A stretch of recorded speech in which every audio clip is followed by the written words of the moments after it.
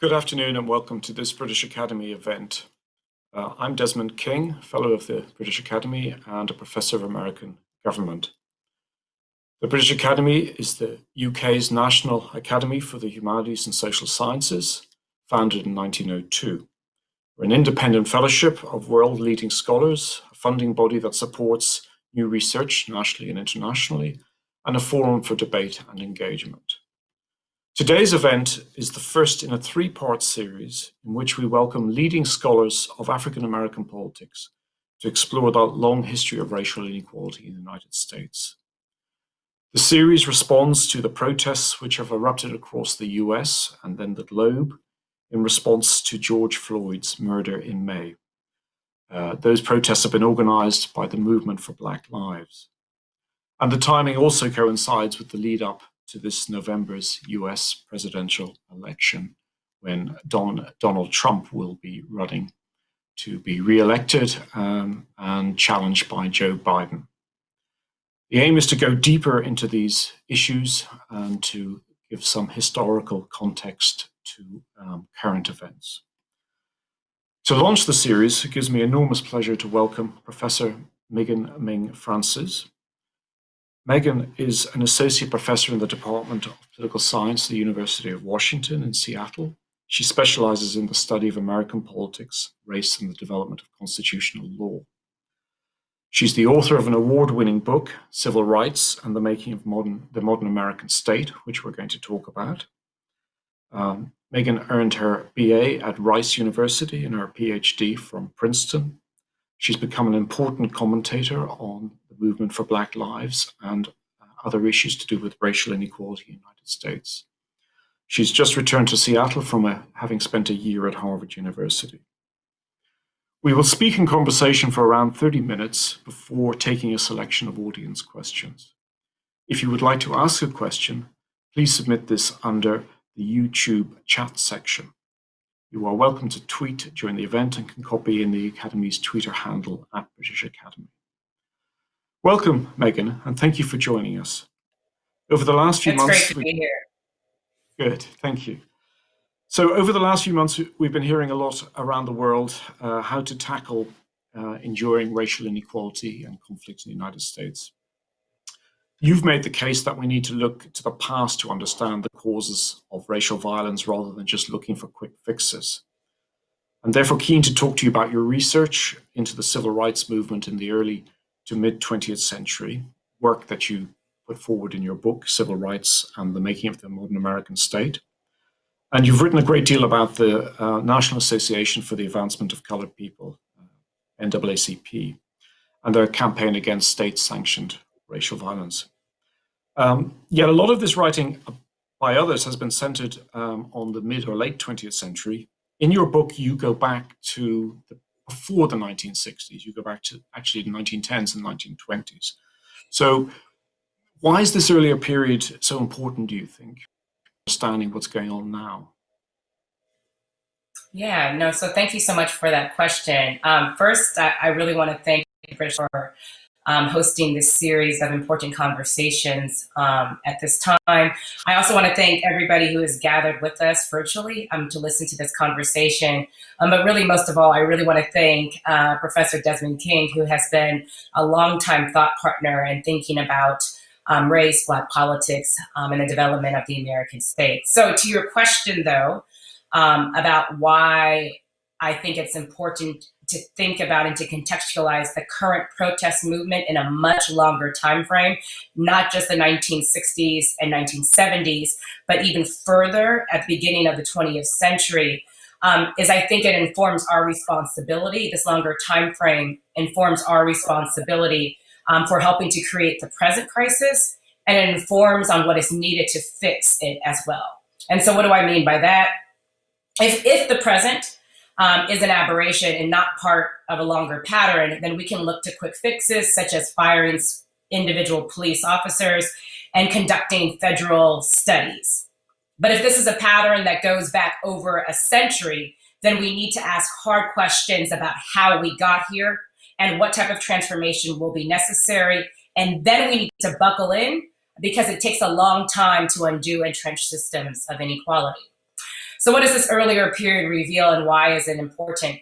Coming out of the period of enslavement, coming out of the period of Reconstruction, how did Black people in the United States think about what was necessary for freedom and citizenship through their eyes? And it's clear that if we return to the freedom fighters at the beginning of the 20th century, Ida B. Wells, W.B. Du Bois, for example, that the way in which they were thinking about the struggle for rights in the United States was one that very much centered on the protection of Black lives.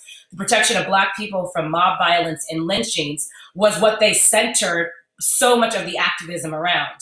And I think today, many people associate the NAACP with voting and with education desegregation. And that's important, and we can definitely talk about that later. But what's really interesting is the NAACP forms, and it's the oldest civil rights organization in the United States. It forms in 1909 around a lynching in Illinois. The NAACP forms with white people and Black people, but W.B. Du Bois is the only Black person on the board at the time, the nation's founding. And they are really focused on how do we protect Black people from mob violence and lynchings.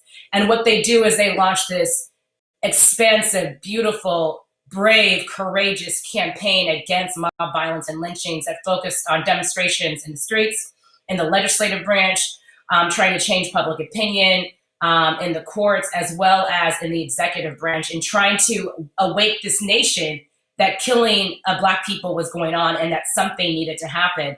And there was this moment, I think it's for me at least, really informative about the importance of mob violence and lynching to the longer struggle for civil rights in the United States, which is at one of the NAACP board meetings, you have one of the white NAACP board members ask, I think, a legitimate question. Why are we spending so much time focused on the battle to live when there's other fights around civil rights that are important, such as housing segregation, voting, and education? And one of the other Black members on the board said, and I think this is so powerful, and this is a quote, "All the American Negro wants is a chance to live without a rope around his neck," end quote. And this is the idea that all of the other rights that we now associate with equal citizenship and civil rights wouldn't mean anything if you could kill Black people with no consequences. And so for the NAACP, this was the central struggle for Black people in the 20th century. And then I will close here by saying that, so for me, in thinking about why it is important to locate the current struggle in this earlier struggle, is that we have to ask in terms of why has this goal, the central goal of the movement, not been achieved? And I think that this kind of the longer period will tell you that there's something about the system that is so entrenched in not just American society, but across the globe about the devaluing of Black lives. We'll come back to that issue about the question of why not achieved a little later. Just two threads from your book, which I think are very important, is that we might mention is one, how the NAACP gave up on, well, not gave up on, but moved away from a legislative strategy after Congress failed to enact an anti-lynching bill in 1922, the Dyer Bill. And I'd like to hear about that. And then they moved, you argue, they decided that a litigation focus for equal citizenship in the 20th century was a strategic decision constructed through a series of wins and losses during the formative years of movement activism. And this then leads to a case you spend a great deal of time on in the book, Moore versus Dempsey in 1923, which is a remarkable case. And I wonder if you could just address those 2 points, really. What happened to the Dyer Bill in Congress, particularly in the Senate, and then how the NAACP changed its strategy in the light of that?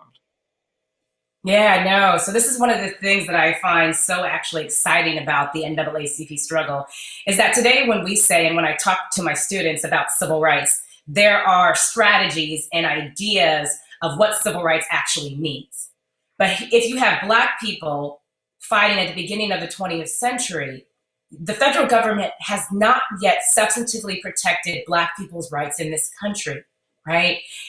And so the NAACP is trying to figure out how to do the impossible, how to get the federal government to protect Black people's rights, right to live in this instance.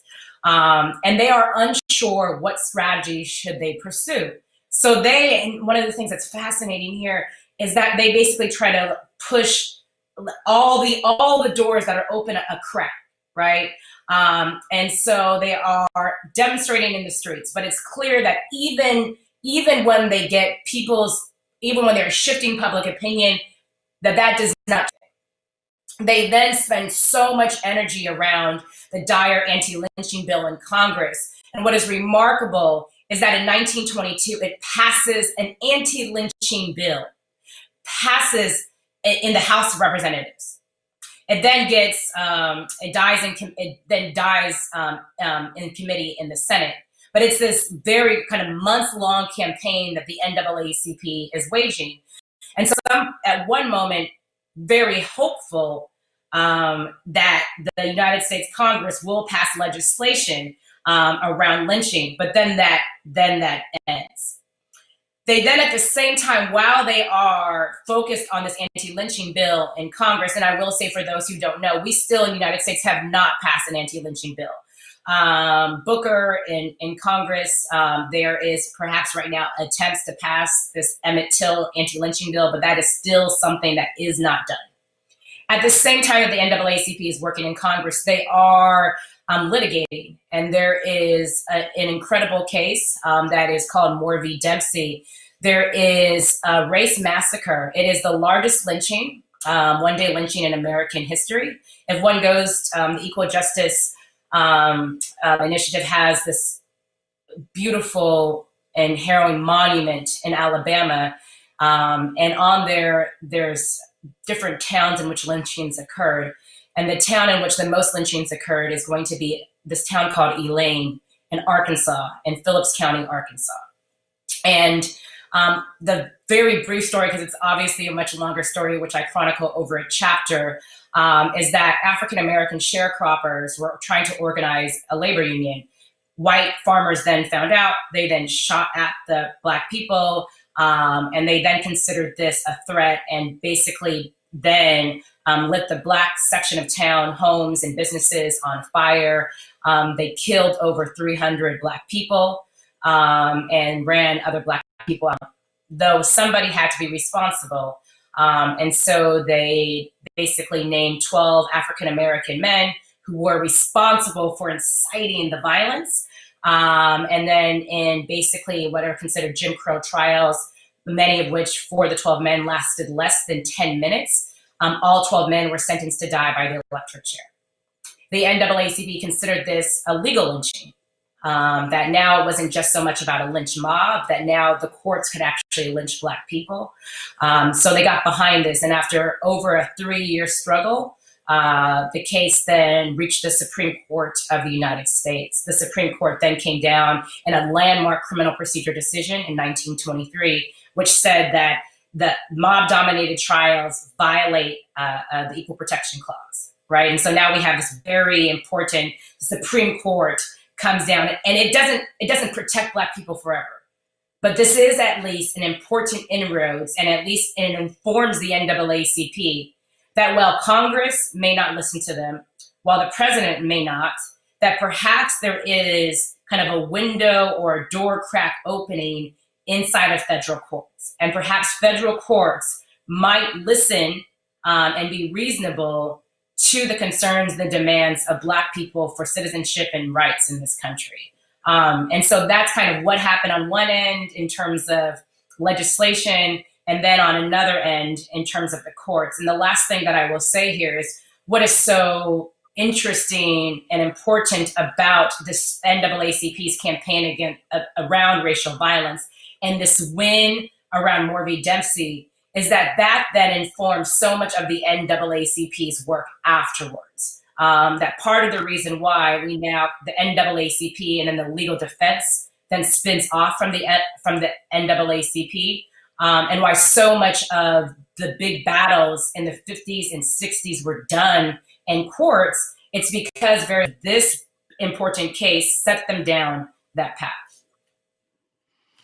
Thank you. That's really interesting. I mean, I'm very struck when I read your analysis of the failure of the Dyer bill, the anti-lynching bill, which happened in 1922, how contemporary it is in terms of the impediments to passage. So, as you say, it passed the House, and then the Senate Judiciary Committee eventually voted on it, but then would not discuss it it couldn't come to the floor of the Senate because of filibustering, the threat of it.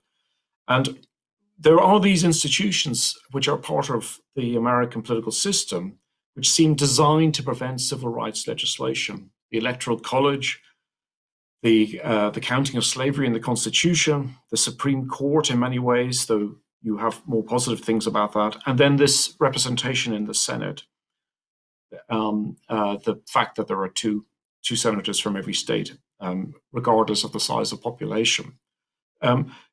That was the lesson the Republicans took at the time, wasn't it? In the Senate, they blamed the failure of this law because this was a time when the Republicans were the primary party of civil rights, not Democrats. But they said to the NAACP, the reason this didn't happen is because we're unable to overcome the structure of the Congress. Yes, absolutely. That's the case. At one point, they were incredibly hopeful. It's also interesting to note that Black people, when they had some of the open hearings on the floor of the House, Black people filled the rafters and cheered on certain arguments. But it becomes clear at the end of this very hard battle, and in part, James Weldon Johnson, who's head of the NAACP at the time that this Dyer bill is being discussed in Congress, he takes up so much work in terms of trying to organize members of Congress and get them behind this.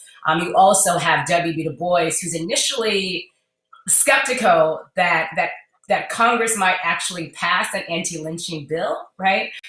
Then becomes a bit more hopeful that perhaps this is the way that Congress will come, not necessarily to the rescue, but will be persuaded and will do the very least that Black people are actually requesting at the moment, right? And then he becomes very disillusioned, Du Bois, after it dies in committee. And so what's interesting is that this happens in, of course, 1922, and it's clear for a lot of the African-American organizations and Black people that it's not going to be Congress that is going to provide or that will pass legislation for Black people, but that it will have to be through the courts or some other way. It's also interesting, and I want to say this here, that part of what actually even led to the passage in the House of the Dyer anti-lynching bill in 1922 was mass letter writing and demonstrations in the street. And that Black people marching in protest has always been crucial to the passage of what is obviously in the 60s and then in the 70s and up until today, any significant civil rights legislation. It has also been significant to any presidential executive orders. And we also know that it's been informative to the passing or to big Supreme Court decisions as well. And so I cannot underscore the importance of Black protests to changes in terms of the federal government's ability and willingness around civil rights. That's really interesting. Thank you very much, Megan, on that. So the NAACP strategy obviously leads them towards the Brown decision in 1954, a very famous Supreme Court decision ordering that the system of separate but equal, which justified segregation in schools and many other institutions, was not compatible with the Constitution. And then this is the mid-50s, and we have the 40s, the 50s, the 60s, and we have civil rights legislation. In the 60s, the Civil Rights Act of 64 and the Voting Rights Act of 65. Just if you could connect those two decades, the 50s and 60s, with this earlier period of the NAACP that you study in the in your book, Civil Rights and the Making of the Modern American State. What are the connections that seem most vital to those later developments?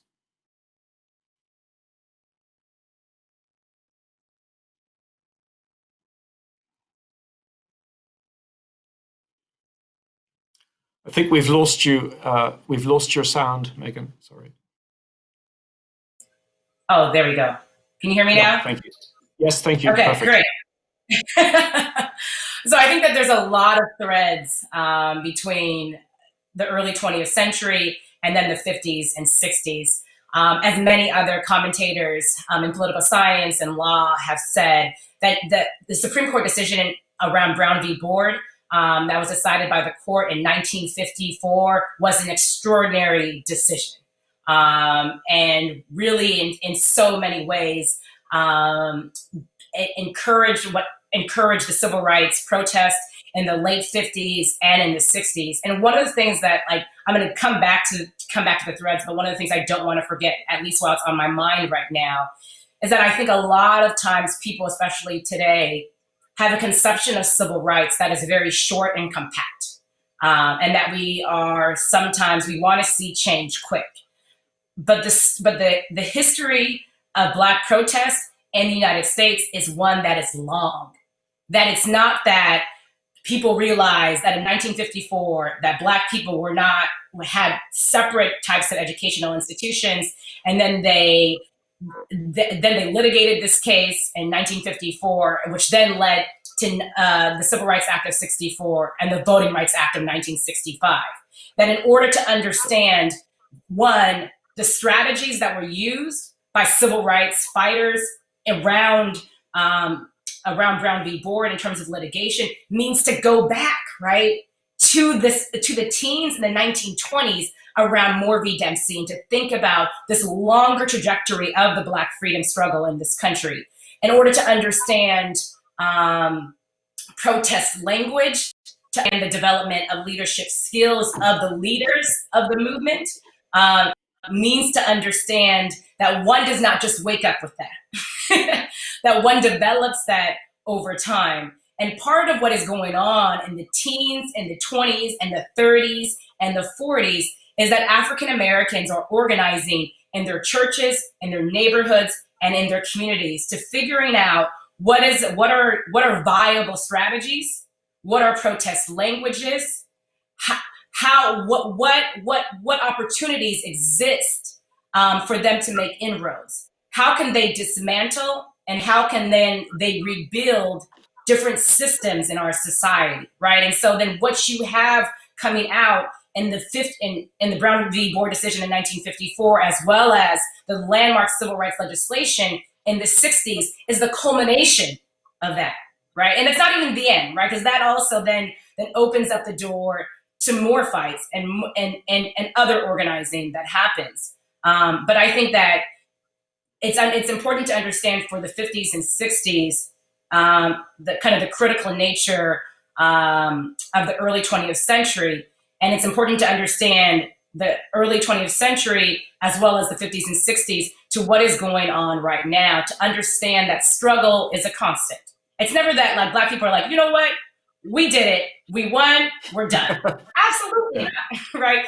That Black people in this country have been continuing to try to push this country to live up to its so-called professed democratic ideals. And that is what Black people have been trying to do since beyond the early 20th century. And that is what they are still trying to do in the protests today. That's really compelling and interesting, and brings us to the modern period, which I think we should talk about a little bit. In your own work, you've made this distinction between top-down changes or explanations for lack of change, and then bottom-up efforts to achieve reform. And obviously, the NAACP and the whole movement are part of the bottom-up process.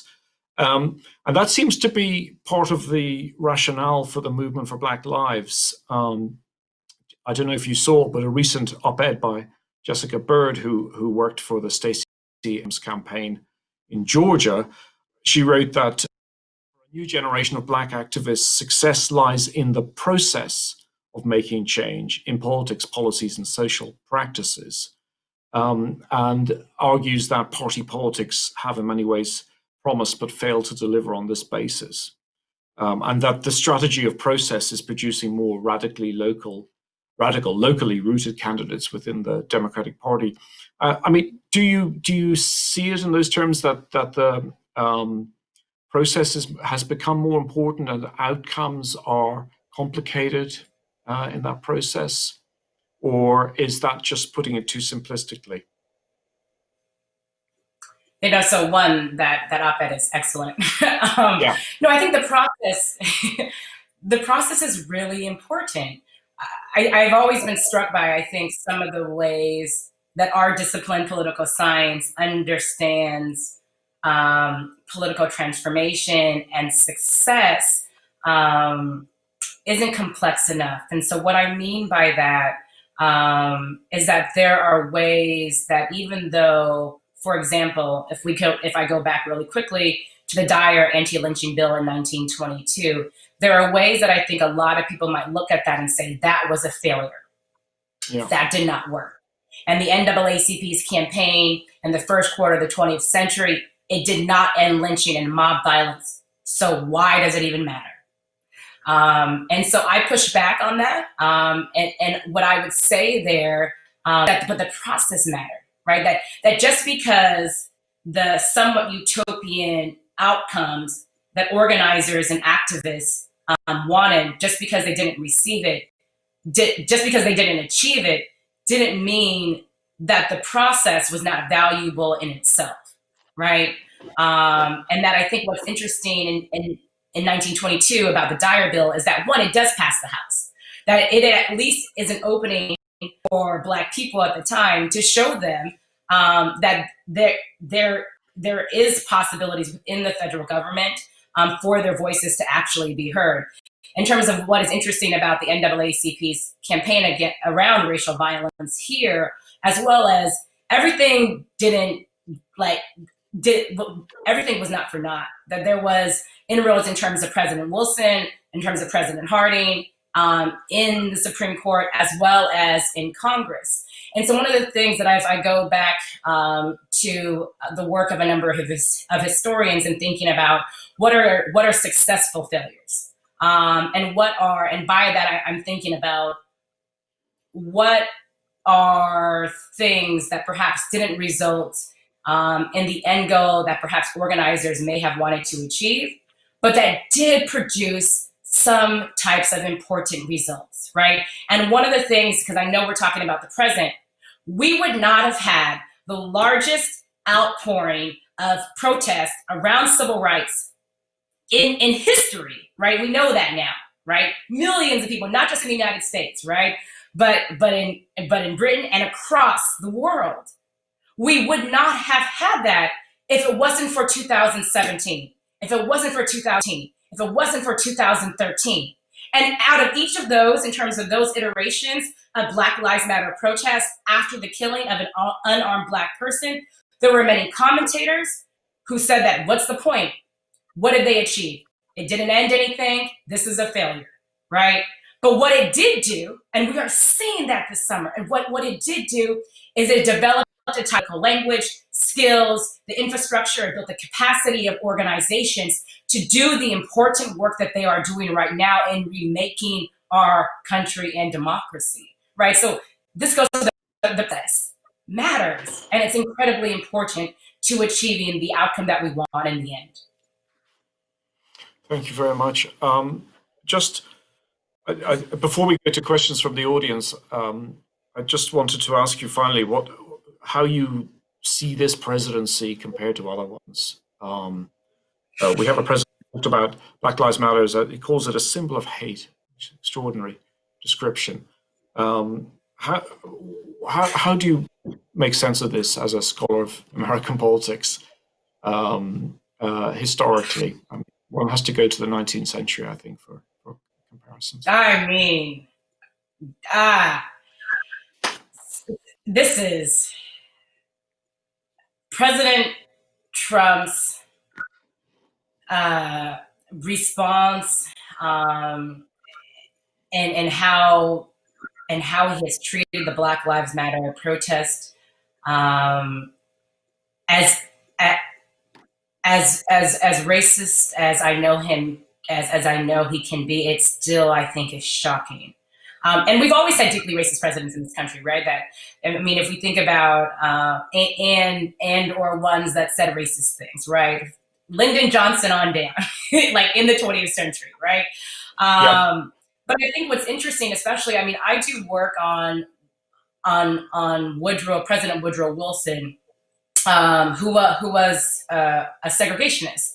And there's been a lot of attention in the United States focused on Wilson and his segregation policies in terms of government, in terms of maintaining segregation. But there was at least some appearance in the modern era, especially throughout the 20th century, and definitely in the post-civil rights era, even if presidents were not like openly people kind of crusaders for civil rights, that there was at least some appearance of wanting to be better. Even if it was just kind of maintaining the facade of democracy, at the very least was the very least that was required was that you couldn't countenance lynchings.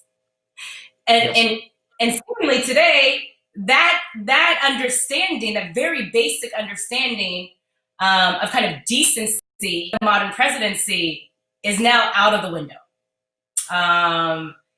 I used to think that kind of the president that one would go back to understand President Trump's behavior, especially around Black people, was Wilson. And now I'm not sure if there is any equal or one that I would even compare him to right now. Yeah. Okay. Megan, thank you so much for talking in detail about the 20s and the 1910s and how the activities then were important and how significant they are historically for what's happening now. It's extremely illuminating. Thank you very much. A couple of audience. Yes, you may. I'm going to break protocol real quick.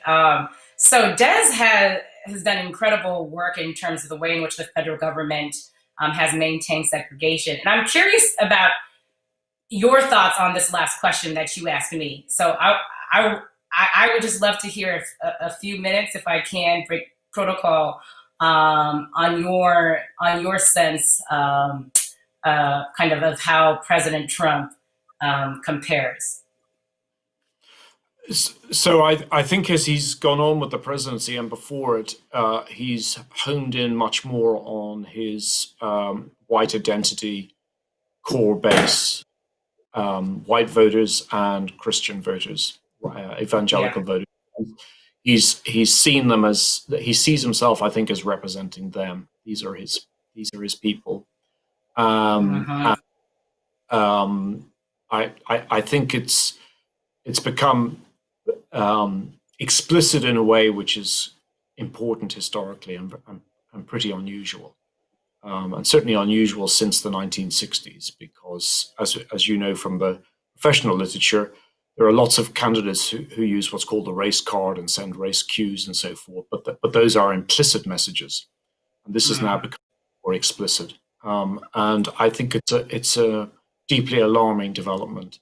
On the other hand, it's mobilizing even more the lives and other protesters, and I think it's brought certain issues such as reparations onto the agenda in a way which wasn't there before. So I think it's very, very significant indeed. The cost of that is very high, of course, these achievements. But I go back to the point that it's very hard to pass civil rights legislation, because we really desperately need another civil rights bill to address the dilution that's occurred in the last few decades and to try to set an agenda for the future. But we have a Congress, certainly at the moment, which is not going to pass that. It may change after November if the partisan majorities change. And if there is a clean sweep for the Democrats, they will have a chance in the first 2 years to do something, which could or could not happen. But if it remains a divided government, then I'm a bit worried about Quite a few questions about women in the protest movements that people would like to hear your views on. One question says, could you say something about the changing role of women in protests beyond support into leadership roles? And a related question wants to know why you think, who do you think were some of the most influential Black women during the Civil Rights Movement, and who they are and why? So something in general along those lines, if that's okay. Thank you. Yeah, no, I'd love to talk about that. Thank you so much for those who've asked that question. For me, at least, one of the main person that I always go back to understand, especially the present fight around Black lives, is Ida B. Wells. She is my favorite civil rights hero. Somebody who comes out of the end of the 19th century. At the end of the 19th century in Memphis, Tennessee, and is really focused on this battle. And she's the one who conducts the first lynching investigations.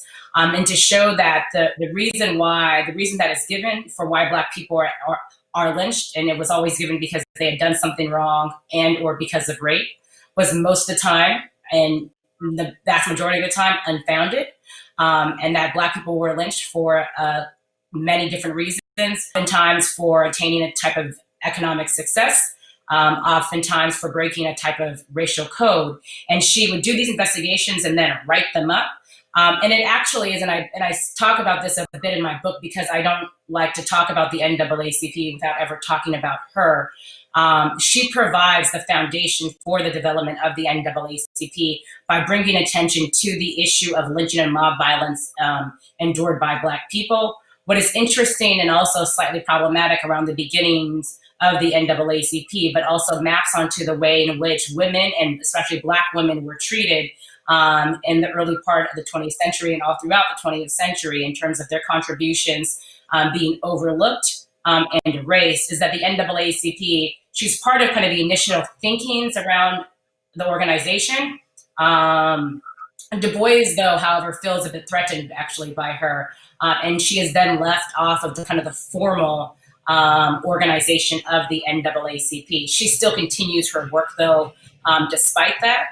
But it is important to understand that any of the work in terms of investigation and shining a light on in terms of original journalism and kind of the Black press, that is her. She is incredible. And thinking about the present moment right now, I think one of the most exciting thing for me and so many others is you have women, queer women, Black women at the forefront of this movement. Some may say that they are leaders, some may say that it's a leaderless movement. But it's clear, at least in terms of the leadership guard, has shifted from the 1960s, 1970s, in which it was a very much in terms of centered, in terms of the public, on men. And it was thought that Black women played a supporting role. And what you're seeing right now, at least in the present, is that Black women are leading the charge in terms of thinking through what the strategies are, agenda setting in this moment. And I think what you're getting, what's interesting about this moment, which some have charged is perhaps a third Reconstruction moment, is that where in terms of the second Reconstruction, which is the 60s moment, was about reform and fitting into the structures, the political and legal structures that exist. What you're hearing, at least in terms of the imaginations and thinking of Black women at the forefront of this struggle right now, is actually a whole transformation. That's not just about reforming and fitting in, but it's about that the structures themselves, the political and legal structures, they don't work. And there's no reforming, there's no matter of reforming them that will fit and make life matter for Black people. That we have to get rid of these structures, right? It's this wonderful, expansive, radical vision of what is possible, and I'm really excited about that. That's very, yep. That's very, very interesting. So another question is about where you think, and I think it comes back to the questions about what's been achieved and where are we going.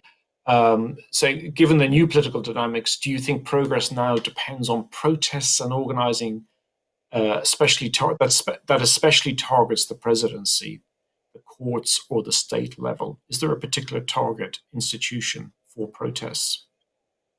Oh, that's good. I don't have a perfect answer to this. So I think that protests and marching and demonstrations are always important. I think that there are Black commentators, white commentators who might say that once we get to and achieve a certain amount of success, that protests and marching are not important. That is, in fact, false. Protests are always crucially important to the development of federal legislation, policy, as well as action from the executive branch. In terms of where should one direct that protest, it is clear, at least in the present moment, that one should actually not direct it at the president. Now, knock on wood, I hope that changes. I hope that November brings us a different president, because thinking of 4 more years of this might take me under. Okay. But what I do think is that there are many other levers where one could have influence. And so one of the things that I think is really exciting is that in a lot of cities across the country, you have former or still organizers and activists actually running for political office, right? At the local level, at the state level, at the federal level.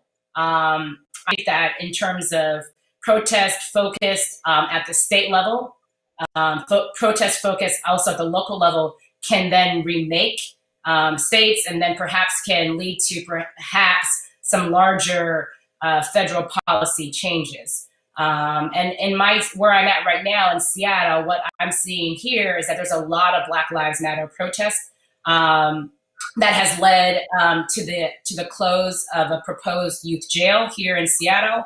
It has also led to considerable new moves around the police, the Seattle Police Department, which has then had an influence on state politics. So it strikes me that even if we have a president that seems not only disinterested from, but also hostile to Black Lives Matter protests, but there are other levers. And it is true that even though right now Congress doesn't seem to be doing that much, that there are still individuals and that a lot can change. I mean, November hopefully will bring an entirely different landscape. And I will say, this is the last thing I'll say on this, but even if we have a new president, even if Biden becomes president, that the protests will still continue, because then it will be a different battle around what his administration, kind of the vision of his administration, right? Whether it's going to be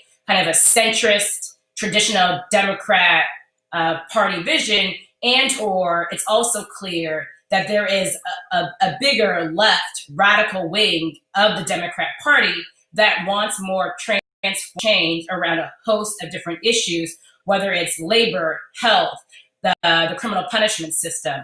And so those battles will need to be waged as well. What strikes me, what's so disappointing in many ways, is that this huge use of federal power by the Trump administration could be used in such positive ways, because federal power has been really important to changing the US and to having reforms in civil rights and so forth. But instead, federal power is being used to quash rather than to advance progress, which leads into a question about the Obama presidency that somebody has asked, which is a familiar one, and whether he might have done more in the first 2 years to push through bills to enhance social reform and so forth, when he had when Democrats had control of the Senate and House at the same time. He did pass the Health Care Act, which I think was extremely significant, especially since he was, we forget now, but he was advised so strongly by his closest advisors not to pursue it because the economic crisis was so severe. But just like FDR, he took the opportunity he took economic crisis as an opportunity to have a major reform. My sense is that we underestimate how hard it is for a president to to engage in reform because of the institutional veto points. But do you have a view on whether Obama might have achieved more in the first 2 years? Yeah, so I mean, I think that this is a number of, I lean here on the expertise of leaders from a number of progressive groups who I think have made the argument quite persuasively that he could have done a lot more in the first 2 years. It's clear, though, I mean, as you mentioned, Des, that it's also true that he faced a number of considerable restraints. I think it's also, I mean, one of the biggest constraints on his ability to do what he perhaps wanted to do was that he was the first Black president, right? That in terms of that very fact of him being different than all of the rest and coming in here and understanding, right, that many people did not think that he was a legitimate president, and feeling, right, that he didn't want to move too much and or too quickly, and that he needed to get buy-in from more groups of people. But that's a part, I think, and part of the way in which that race worked in his presidency in unsaid ways. And I think that's something that we don't think about a lot, is the way in which him being the first Black president in the United States constrained what he felt like he was able to do. At the same time, we're not going to let him off the hook, because a number of my comments would be like, Megan, I know you're not talking about Obama without making it clear that he didn't just not do things, right? That if we think about the drone program increased dramatically under him, as well as immigration enforcement and detention, much more so than under Bush, right? That they will be like, Megan, it's not just that things stayed the same, that there was a number of things he did to appeal to perhaps more conservative hawks to try to get their support for other policies that he had. One of the ways that I do think that he could have had more influence, especially in terms of for progressive causes, and that I think that if Biden is elected next, that he should do, is he could have passed a lot more executive orders. It's clear that Obama believed that passing too many executive orders would be anti-democratic. And it's also clear, if you look at in comparison to the Trump presidency, that he doesn't care, right? He's like, oh, Congress doesn't want to do this. I am not bothered, right? I'm just going to pass an executive order and do this. And you also saw in terms of one of the interesting things in the Bush presidency, for those who paid a lot of attention to it, there was a lot that happened under the Bush W presidency that happened through executive order. And I think that is one lever that Obama did not use enough. But I think the reason why he did not use that is because he faced something that the other ones did not, in which him being a Black president. Thank you very much indeed, Megan. And thank you more generally for such a fascinating set of comments and discussion. And it's really important to hear about your work and its significance for what's going on now. And thank you very much to the audience for listening and for your questions. Just to remind you, this is the first of 3 events. There'll be another interview in October and then in November, picking up on these themes that we've reviewed today. And again, let me thank Professor Ming Francis from the University of Washington, Seattle, for joining us for this lively discussion.